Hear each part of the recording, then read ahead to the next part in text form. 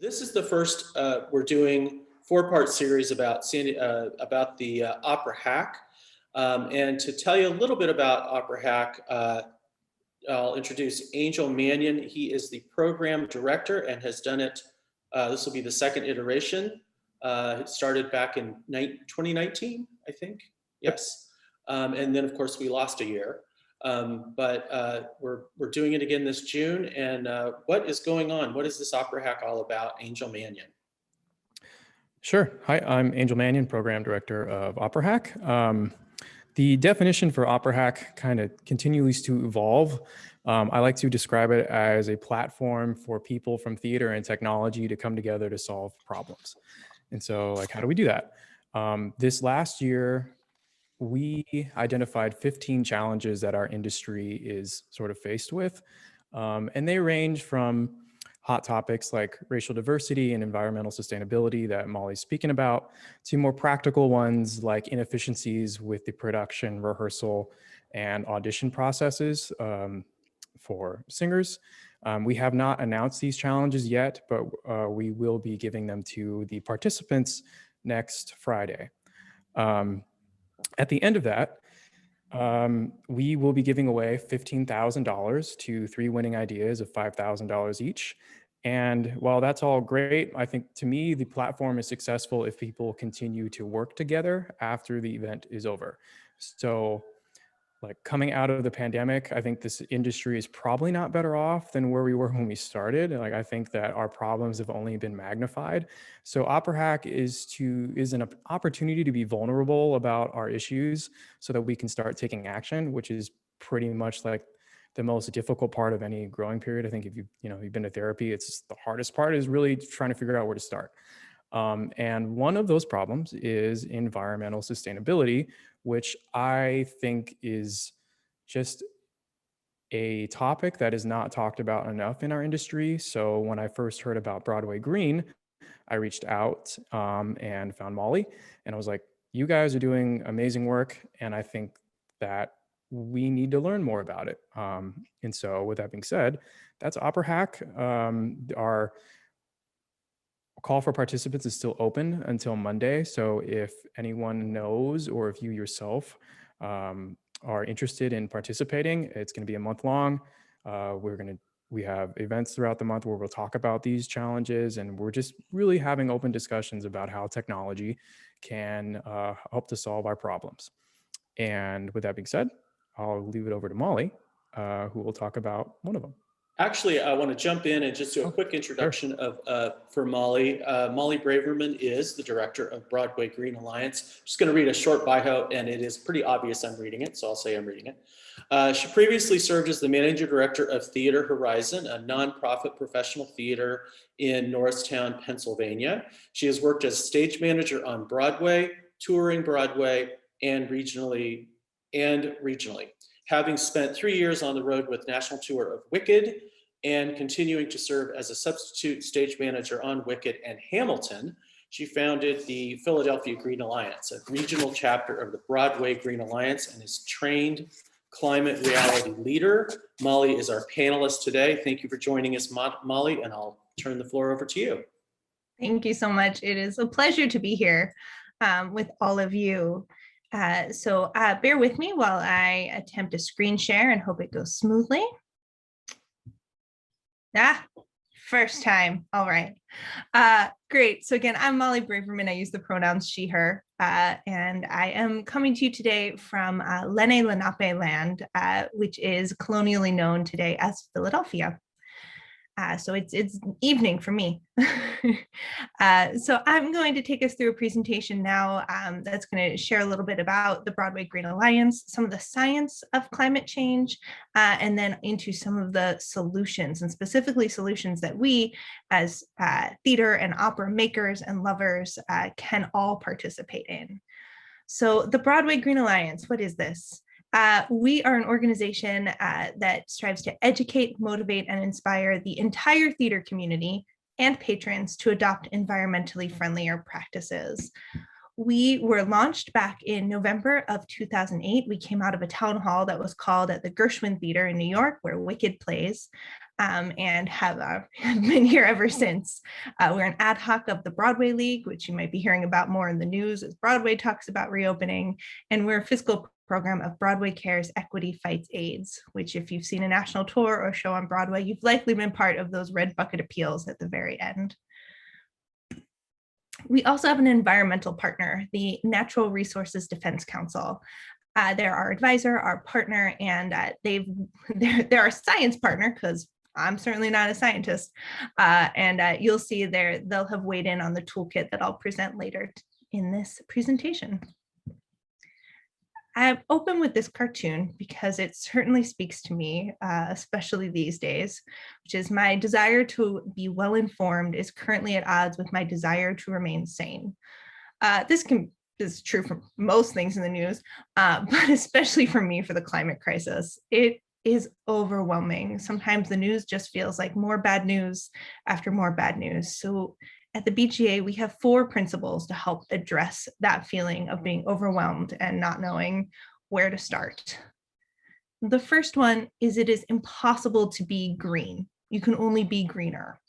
So we do make an exception for Kermit and Elphaba, but the idea is that there is no such thing as the perfect environmentalist. We can just take that out of our brains. Just by existing on this planet and being here, we have a carbon footprint. That's part of it. But what we can look to do is be greener tomorrow than we are today. And then how can we be greener next month or next year? And just always striving to improve and be greener without this notion of perfectionism. Number 2, small and big actions add up. I often get asked the question, what can I do? I'm one person. Does it really matter if I refuse that straw? And our answer is yes, that the climate crisis didn't happen because of just one big bad thing that happened overnight and poof, we're here. It happened because of millions of decisions and actions that got us to this point. So it's going to take millions of decisions and actions to start to reverse that and heal our planet. So those actions do add up, and it's the cumulative effect of those actions that really affects change. Principle number 3, climate neutrality is insufficient. So what we mean by this is, it's not that it's not a great goal to be climate neutral, it is, and we need to strive for that. But we are going under the yes and philosophy of improv, where yes, we need to be carbon neutral. We need to reduce our own emissions in our homes and our businesses. And we need to look to remove legacy carbon out of the air. So over the years, the carbon has accumulated, and there's so much that in fact, it's not proven that we can be supported at these levels of carbon. So we need to actually do things to remove that carbon from the air and invest in those technologies and those natural resources. Number 4, there is no climate justice without racial justice. As I'm sure many of you are aware, the effects of the climate crisis disproportionately impact frontline, fence line, BIPOC, and low-income communities. So it is not felt equally. And therefore, it's incumbent upon all of us to work toward a just transition and make sure that we are addressing those inequities. The science. So I don't like to assume everyone, we all took different science courses. We have a professor on here, but I want to give a little quick summary of the science of climate crisis. And instead of me talking, because again, I'm stage manager, I'm going to turn it over to one of my favorite scientists, Bill Nye the Science Guy. We hear it so much that it feels like a buzzword, but it is far from it. Climate change is a real and serious issue. But isn't the climate always changing? What exactly is climate change, and why should we care? Well, the Earth's climate has changed throughout history. Most of these slight changes are caused by small variations in the Earth's orbit. But climate change as we know it today is characterized by an abrupt increase in the Earth's temperature. It is estimated to have gotten 1.2 to 1.4 degrees Fahrenheit warmer in just the last century. 10 out of the last 13 years were the warmest on record. 97% of climate scientists agree that this new tendency is not caused by the variations of the Earth's orbit, but rather very likely caused by human activities. That means you and me. And since the Industrial Revolution, we have come a long way. Humans built airplanes, faster cars, developed remarkable technology, and learned how the natural resources around us can be used for our benefit. Although this has led to many wonderful inventions and advancements, like the device you're using to watch this video, or the ability to take a plane halfway around the world, it also means we've increased our consumption of natural resources and in turn released a lot of greenhouse gases into the atmosphere. Now, greenhouse gases occur naturally, but in excess can be dangerous to our planet. Modern human activities have increased the release of non-naturally occurring greenhouse gases because we have stepped up our demand for burning fossil fuels. The composition of greenhouse gases traps heat radiated from the sun. The more heat they trap, the warmer our planet gets. And as our planet gets warmer, we begin to feel the effects. One of climate change's biggest victims is our oceans. Oceans regulate the Earth's temperature and provide 50% of the Earth's oxygen. Now, climate change has increased the global temperature of the oceans by more than 0.3 degrees Fahrenheit since 1969. Although a warmer ocean might seem inviting to a beachgoer, it actually has devastating consequences for supporting life at sea. One of those consequences is ocean acidification, a direct effect of increased dissolved CO2. Since the late 18th century, ocean surface acidification has increased by 30%. A higher acid content means calcifying species, like oysters and clams and shallow water corals, are at risk, putting the entire ocean food web at risk. This is bad news for the 1 billion people relying on the ocean as its primary source of protein. Climate change has also caused the sea level to rise. Just in the last century, sea levels have risen 6.7 inches, but the rate in the last decade has nearly doubled. Sea levels have risen because as the ocean gets warmer, it swells. On top of that, glaciers and ice sheets are melting. Antarctica lost 36 cubic miles of ice between 2002 and 2005, and since 1994, each year on average, the Earth has lost 400 billion tons from its glaciers. That's like an ice cube 7.5 kilometers on a side, 4 miles on a side, melting and flowing into the sea. When all that ice melts, it fills up our oceans, and just like filling up a bathtub, the shores can't hold all that water, and coastal regions get flooded. Troubling signs of climate change are increased extreme weather events.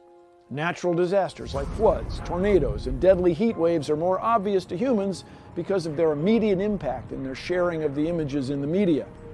Climate change, as we know it today, is change in our Earth's overall temperature with massive and permanent ramifications. Although its consequences can be planet-threatening, scientists still believe there are things we can do on a personal level to help. Recycle and reuse things. Walk or use public transportation to get to work. Turn off your electronics when you're not using them. Eat less meat. While you're at it, eat more locally grown vegetables and foods. And last but not least, spread your knowledge and concerns about climate change with others. When it comes to climate change, the main takeaway is that it's real. And although we are part of the cause, we can also be part of the solution. All right.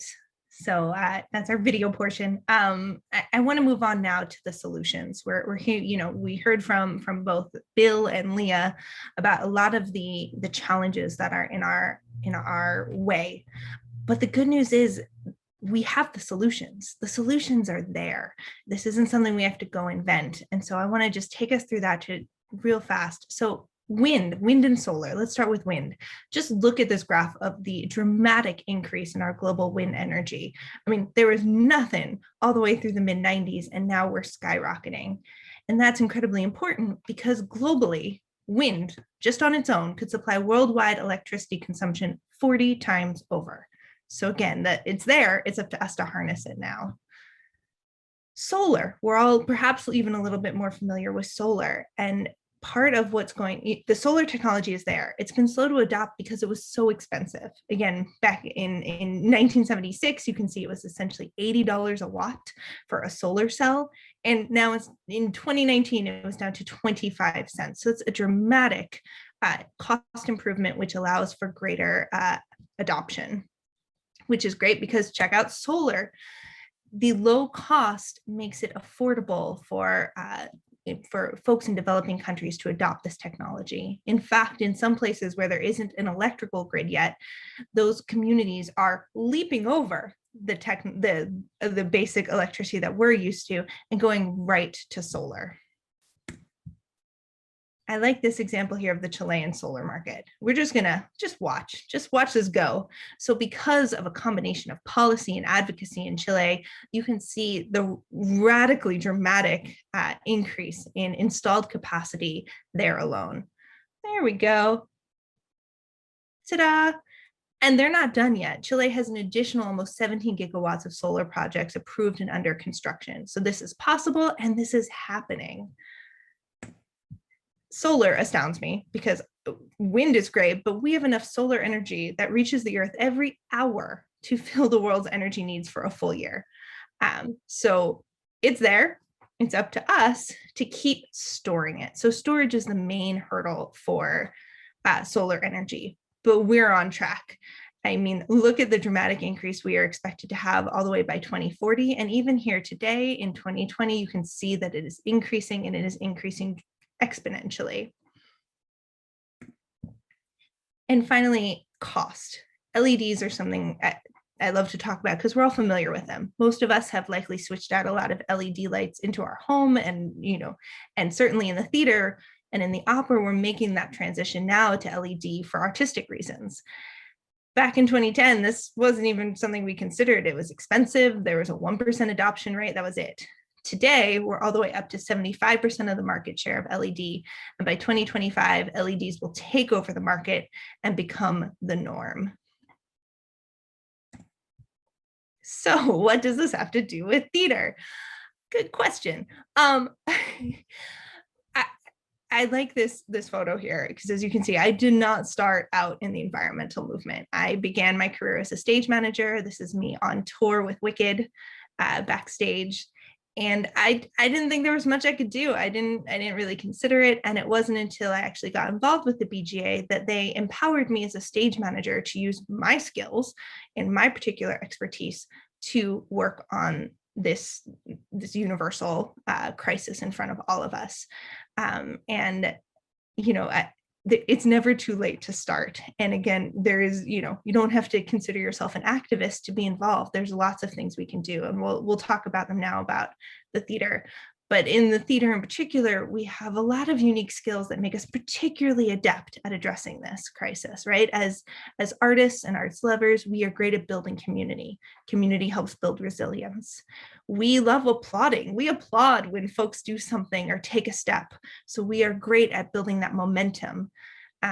And finally, we have a platform. We're able to communicate about the climate crisis and these incredible solutions loudly and creatively, and really build a coalition. So why us, why now? So these are some pictures of our green captains. You may recognize some. And why right now? We're in the middle of a pandemic, and we're looking to reopening. There's a lot of things in our path, but we have the opportunity right now during this shutdown to redefine our priorities to promote social and environmental well-being. This is our chance to further integrate these solutions into our reopening protocols and come back better than before. We have the knowledge. We have the knowledge that prioritizing health and safety does not, in fact, need to come at the expense of the environment. And if anything, COVID-19 has shown a spotlight on the inextricable link between our own health and the health of our planet. And we know that there is urgency. We are currently living in a climate change world, and there are greater threats ahead. It's already impacting our theater community. Out west, theater seasons and shows have been canceled due to wildfire season. Our coastline communities have lost seasons and shows due to flooding from the increase in hurricanes and rain. So it's imperative that we address the interconnected crises that our industry faces, from COVID-19 to systemic racism to climate change. So where do we start? That's the small task. There are lots of places to start. So we created at the BGA a toolkit that is available online for anyone who wishes to take a look, sustainable solutions to reopening theater. And we broke it down into 3 categories, and I'm going to take us through some of the highlights. The first is environmental health and safety. And plenty of this applies outside of the theater too. But we currently have the challenge right now that PPE needs to be worn at appropriate times in the workplace and what feels like all the time. PPE is something I never knew I would be so familiar with. And the current situation is that much of the PPE provided is single use. And that causes a dramatic increase in waste, and if not disposed of properly, can be a threat to wildlife. So how do we fix this? We're not going to override the health and safety requirements. Those are required. But theaters or companies can provide their employees with a set of 2-layered cloth reusable masks to be cared for.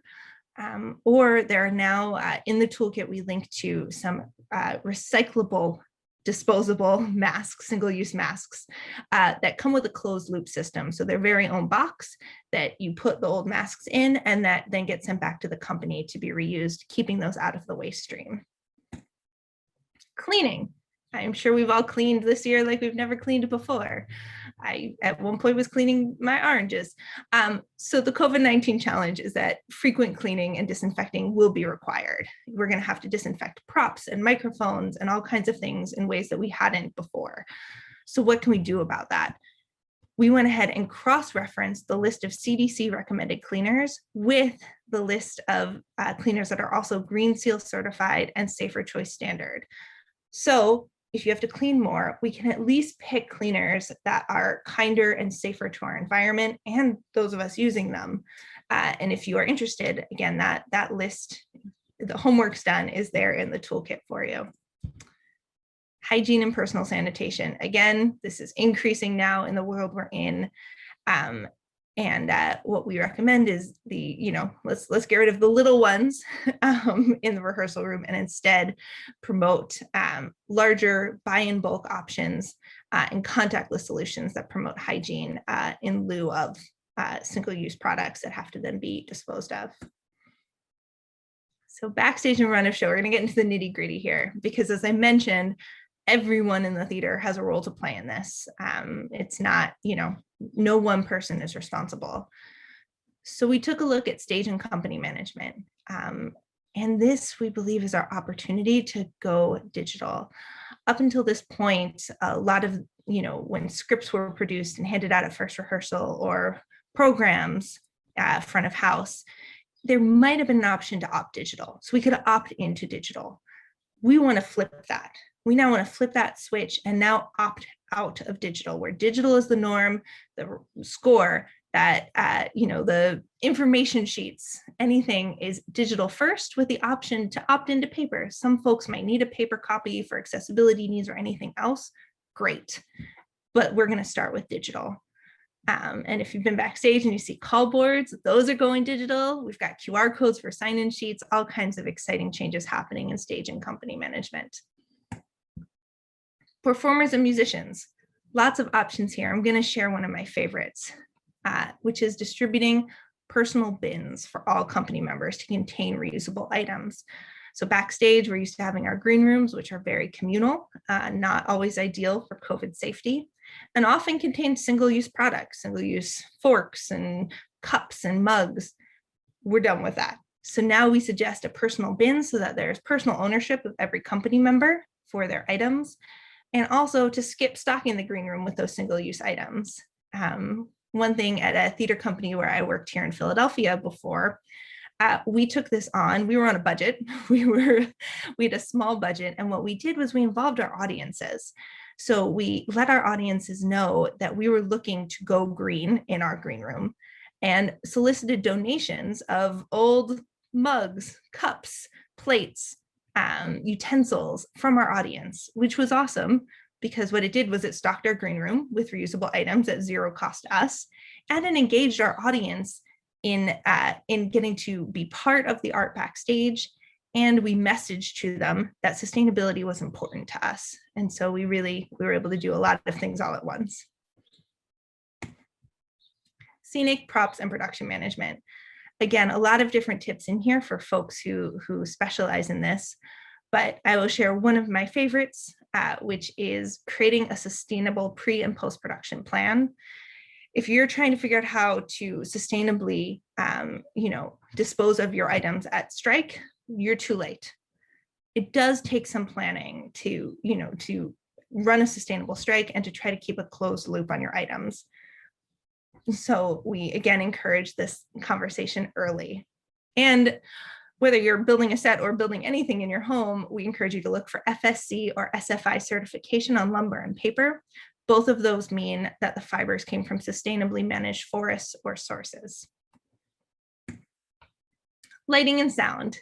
We talked about LEDs. The adoption of them in the theater is going great. I think a lot of designers are starting to prefer them. One thing I like to note is, in addition to just saving electricity on their own because they use less, they generate less heat. And so that saves on HVAC costs and emissions, and also reduces our use of disposable gel. I also enjoy talking about our rechargeable batteries. There was hesitancy in our industry to adopt rechargeable batteries for a long time. But on Broadway, Broadway, they wouldn't do it for a while, but Wicked actually led the charge there. And as soon as folks saw that they did the research and that the rechargeable batteries kept Elphaba belting all the way through the show, now folks are starting to realize that rechargeable batteries are great, and our industry has adopted them. So instead of paying for the ridiculous number of batteries we need on a show, you can add recharge stations to your rental pack or to your house pack. And that saves a lot of money and saves on those batteries. Wardrobe, hair, and makeup. So both for wardrobe and in our own lives, always looking to use eco-friendly detergent, and when possible, when the garment allows, washing on cold water. It's an easy switch. And this one, I don't know if some of you are familiar, backstage during a quick change, dressers tend to use what we call bite lights. They're little disposable lights that you actually have to put in your mouth and bite because you need both your hands to be helping with the quick change. Well, for a lot of reasons, I think most of us and our fabulous dressers have no interest in putting flashlights in their mouths again right now. So this is a great opportunity to get rid of those disposable bite lights and replace them instead with USB rechargeable neck lights or headlights. So again, a great COVID opportunity. Operations, so food and hydration. We've touched on this a bit, but I want to do a little myth busting here. There are out there circulating the idea that single-use plastic water bottles or single-use items are safer than reusables due to COVID. Fortunately, the science has caught up and no longer supports that. And in our toolkit, we link to the studies and the data that says that. You don't have to take my word for it, but it's critical that we debunk that myth. Because as you can see, American single-use plastic consumption grew by 250 to 300% since the beginning of the pandemic. So looking to our industry to not continue that trend. Water, there's definitely concern about shared water sources in COVID and contaminated touch points and dispensers. Again, there are great solutions for that. Contactless water sources, or again, lower budget, Brita filter with proper disinfectant procedures in place. The science supports is just fine. And we'll follow the science. Science is changing, but we'll let that guide us. Cutlery, we talked about, and we don't need to fall back onto reusable utensils. We don't want to see this horrible increase in waste that's occurred from the increase in single-use packaging this year. Food and beverage, I love this photo, backstage at Les Mis. Again, we know food service and our first rehearsal meet and greets and opening night parties are going to change. They're just going to change. And so this is our opportunity to reduce that supply of food, encourage folks to bring in their own food in reusable containers, and really rethink our impact on the food waste in our industry. So that was a brisk run through of our toolkit. There's so much more in there at broadwaygreen.com that you can look at and talk about, and that is applicable backstage and also in our theater spaces. I do want to share quickly more ways to get involved with our work. I don't know where everyone's coming from in this call, but we have a Green Captain program, which is a volunteer program where anyone in a show, on a production, in a company, at a college or university can get involved and just raise their hand and say, I want to be the green advocate for this show. And we currently have a green captain at every show on Broadway, which is coming back soon. Off-Broadway touring and regional, we have fabulous green captains in some of our regional houses, in our community theaters, and we have college green captains spread across the country, as you can see here, currently over 130 college green captains and growing. I believe we added just a few this week. And finally, as you heard Bill Nye say, as you heard Leah Thomas say, use your voice and your art so we can talk about the climate crisis with your theater companies at first rehearsal, with your friends around the dinner table, which hopefully we will be returning to soon. It's so critical that we have this conversation. And I'm going to leave you with someone doing just that, who you will recognize, Mr. Lin-Manuel Miranda, using his voice to share about the climate crisis and the BGA. Hey everybody, Seth Stewart, Lin-Man with Hamilton. I'm the Green Captain for Broadway Green Alliance, giving you a special ham for ham. This is for Earth Day. We're gonna make history, save the planet, and do better things for the theater, for the world. Green. Green, I'm like green, it needs to be green, but you know what I mean. I'm on the scene and I'm trying to save the earth one day at a time. Oh yeah, when I lay down these rhymes. Revolution, the revolution isn't American, it's global. I know I'm vocal, my vocal cords are always tired. That's alright, cause I'm not fired. Yeah, it's Earth Day, yeah, it's not my birthday, but we sip recyclable cups when we're thirsty. Oh yeah, and we use rechargeable batteries, and I say these things like I'm degrees. Oh yeah, Hamilton, we're trying to start the revolution slowly, like, cause it is Earth Day, like, so we try to conserve and reuse and reduce and recycle, and this is my title, I ain't giving it away. This is the ham for ham, oh damn, oh man, I can't believe I just slammed a man half a gram, and no, I'm not in Amsterdam, but every paragraph Broadway I am green. Broadway green, trying to save your life, trying to save the life of my kids and Sebastian, going faster cause it's spinning and turning, yeah, we gotta stop the world from burning, Good luck with the lotto. Great. That is the presentation. I will stop my screen share here. Thank you all for bearing with me through all of that. I see there's some great comments in the chat. Carol, I'm so excited to see this lecture about single-use plastic bottles and filters. So yeah, I will stop here and we can move on to any questions or discussion. Yes, thank you, Molly. And yeah, we definitely have a few comments in there. It's interesting, as you were talking about that, I was thinking how challenging this whole thing is, in particular for production, just daily life of the people backstage, and how we move forward with COVID with COVID changing. But now that we know the things that we know, and production is always strapped for money. So, LED is great, but if you already own all of these lights, how do you, make that change? So it sounds very costly. And it's interesting, this conversation about just getting people water, that there's this huge issue with it that nobody ever considered. I certainly never thought about it. Bottles of water are all over the place. And if we're trying to be kind to the environment, that's not the best idea, but then we also have to be safe. So it's interesting. We've got Carol from Southwestern. You mentioned she does a lecture on this. A lecture on this.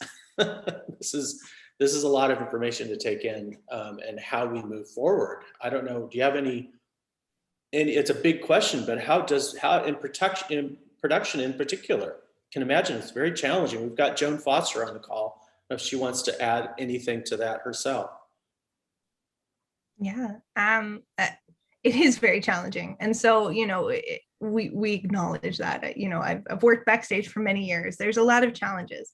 The beauty is, yes, Carol, I'd love to turn the mic to you. We advocate for just starting somewhere. Sometimes when we're backstage and we see the lots of different places that there's waste, or our carbon footprint is larger than we think it should be, it can feel a little overwhelming to try to tackle it all at once. So just taking that first step, pick one project, what speaks to your heart, what speaks to your environment, and starting there. And there are plenty of actions that we can take that don't cost more. In fact, many save us money. I like to say, when we started printing on two sides, we knew that was better for the environment, and we bought less paper. We saved money. So there's plenty of things that we can do before we move to the higher cost items, and in fact can often use the savings from the changes that we do make that save us money, save those and put those toward solutions that might cost us a little more. And Carol, I'd love to hear your thoughts.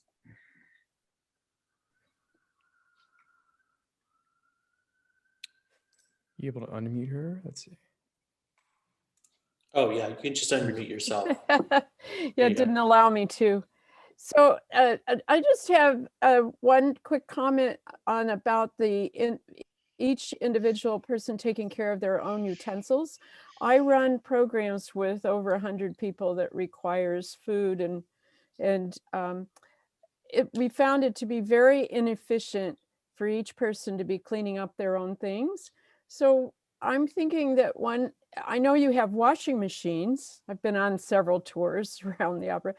You might want to have a if you're going to provide each person with a set, and it can, you can engrave an initial or something or their name, have a dishwasher on site also, so things are done more efficiently, because a dishwasher would be more efficient than individual washing.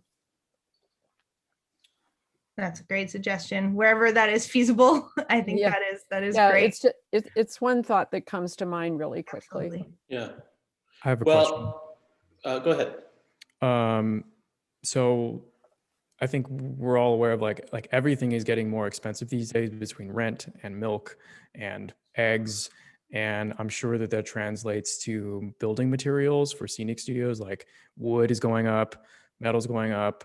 How, with sustainability in mind, how would you, what recommendations would you make for theater companies to save money on the bottom line while also, being sustainable? Like, what types of resources would you suggest looking into for recycled materials, et cetera? Sure. Great question. Again, bottom line, really important. So something that we recommend there, especially with the price of lumber and other raw materials going up, is budgeting for people over stuff. And what I mean by, because, I think we all agree we want to pay our people more. What I mean by that is, so I'll use lumber as an example. If you're placing an order for brand new virgin lumber to be delivered to your theater, it's going to come at a premium. It's going to cost that amount. But, on the other hand, if you're going down the street to another theater company that has some used flats that fit your needs that you wouldn't have to build new, that's not free. That's going to take more man hours. You might have to rent a truck in order to go and get that lumber. So what we suggest is shifting that money from, go get the cheaper used item and budget for more labor to do so. So again, we're just taking the savings from not paying for that new item and putting it into our people. And so that's one way to, if not save money, at least spend the same amount and do it in a more sustainable way, both sustainable for personnel and for our environment. Is that? Yeah, that's a great answer. Yeah, people over money. I mean, people over. Yeah. People over stuff. Yeah, over stuff. Another great suggestion that came out of Barnard College that does a lot of work in this is to actually go through and add a dollar value to your stock, because stock is not free. Stock takes up storage space. Stock had to be built. It's not a free item, which often we consider it to be when we're putting up these shows. When you add a cost to it, it also helps you make the argument and build buy-in for storing these items and using them again. So that's, I'm going to put a link in here to the Sustainable Production Toolkit, which was made by a few colleagues of ours, and actually has some sample budgeting in there for how to do just that. Do you have any recommendations of or prime examples of theater companies that are doing a lot of the things that you've said, of maybe have started off with your toolkit and are successful, that someone running a theater company could reach out to and be like, where did you start, on a personal basis? Any examples of that? Sure. So our toolkit was made during the pandemic. So I don't have examples yet of theaters adopting it. A few folks are just starting to head back to work. But in terms of adopting sustainable theater practice, yes. Again, I'll shout out Barnard. They're doing fantastic work in this arena, and some of those contacts and information is at the website I just put in the link. Then there's folks who are doing it in different ways. The Arctic Cycle, which is run by Chantal Bilodeau, is a play series that happens every 2 years that commissions playwrights to speak about the climate crisis, to actually write plays that they then offer for free to anyone who wants to produce them. And so that's another way in of a great organization, focusing on the climate crisis as it pertains to theater. So I'd point out those two. And I see that Joan Foster is our director of production. She's on the call now, and she was saying that we did use LED lights over the course of our drive-in production, which of course was outside, and there was a probably unexpected cost saving to power. Of course, we're really looking at power because we were using generators for most things. So there's a whole discussion about, how do we convince people to do this by just showing numbers? That's fair. How do we take your package and say, this is going to mean that you're going to have a cost savings here on any of those?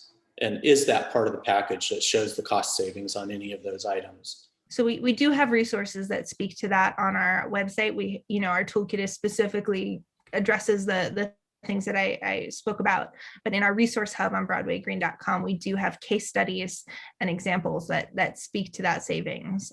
Because I think as you bring up, building buy-in is one of our biggest challenges. And, we build buy-in differently for different folks in different places, but, savings is one that works in most places. Absolutely. And opera is, steeped in tradition. How does that affect? I mean, I would think opera especially, the theater that is opera is steeped in tradition. So how do you make that change? Yeah, so is theater. Everywhere. Yeah. We really love our traditions and they work. And, anyone who's trained in the theater is often trained in a certain way and is told that is successful, and it usually is. And why would we want to change that? It can be scary. I have yet still, as in this position, I have yet to call a show off an iPad because I'm terrified. We're used to our habits. But I think this is a moment where our entire industry was flipped upside down and our habits are being forced to change. We've had to change all year. We're going to have to change as we reopen. So this is a fantastic moment to say, great, things are going to have to work differently. We know we've had our eyes open to how they weren't working successfully in so many ways once we took a pause. And so we want to come back and make it work better for people, for finances, for audiences. We've seen greater accessibility expand during the pandemic via virtual programming. I'm not sure if you all at San Diego Opera ever imagined doing the drive-in opera that you did. So I think this is an exciting moment to break our habit to be the disruptors in the room. In terms of sustainable choices for, as a theater goer, using your voice, letting the theater know that this is an important value that you want to see reflected on their stage and their practice. As theater makers, we are beholden to our audiences. And so having our audiences be loud about their values is critical, is asking, hey, do you have a digital playbill yet? I would really like to use that. Why aren't there motion sensors in your bathrooms? I go in and the lights are always on. Asking those questions, being that squeaky wheel, can make a big difference, because a lot of times theaters use audiences as the excuse not to take action. And so I think it's a great opportunity there. Well, and one of the things that's positive, there's always some silver lining to every cloud, I always say. And Greg Watkins, who's on our staff, brought up, we switched to digital programs for the drive-in productions, which was out of necessity because we didn't want to hand people things back in October. But we can continue that to a certain extent moving forward. But I think that's going to come back to the tradition too. Mm-hmm. But, now we have this great moment of when we were trying to change things before and people said no one would ever use a digital program, or everyone's phone's going to be on the entire time, and start, any number of excuses that we've all heard. we can now point to examples where we already did it and it worked. And it works. So that's as you said, an exciting silver lining. And it works. Well, thank you so much. Do we have any other questions to come in? Yeah, I just had one more. And I know you're not a health expert, but I feel like it can apply to a lot of other industries and other ways that people kind of live their lives. But like with everything going on, we're just using tons and tons of plastic for takeout and masks everywhere. So like, how can we still prioritize our worker safety, but still being mindful about reducing waste in our workplace?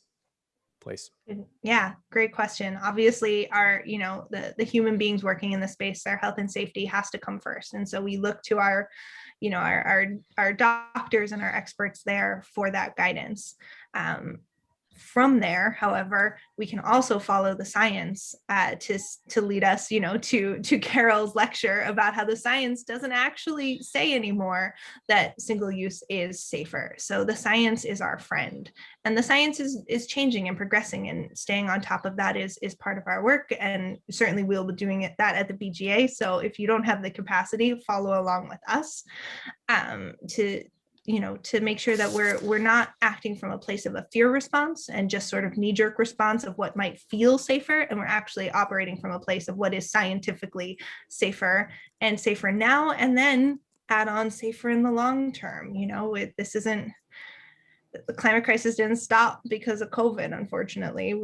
COVID was exacerbated by many of the impacts of climate change. So, looking ahead and realizing that our actions towards sustainability is in fact an active service toward health and safety. Thank you, Angel. Yeah. Thank you, Molly. And thank you to everyone for joining us. And we do have 3 more on Wednesdays. The power of visual storytelling is next week. And then we have,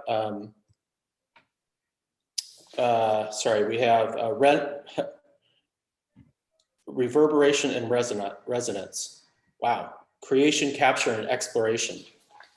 We've got some interesting topics coming up. So thank you again, Molly, and we will see you all at the opera. Yeah. Check out BroadwayGreen.com. Thank you all so much.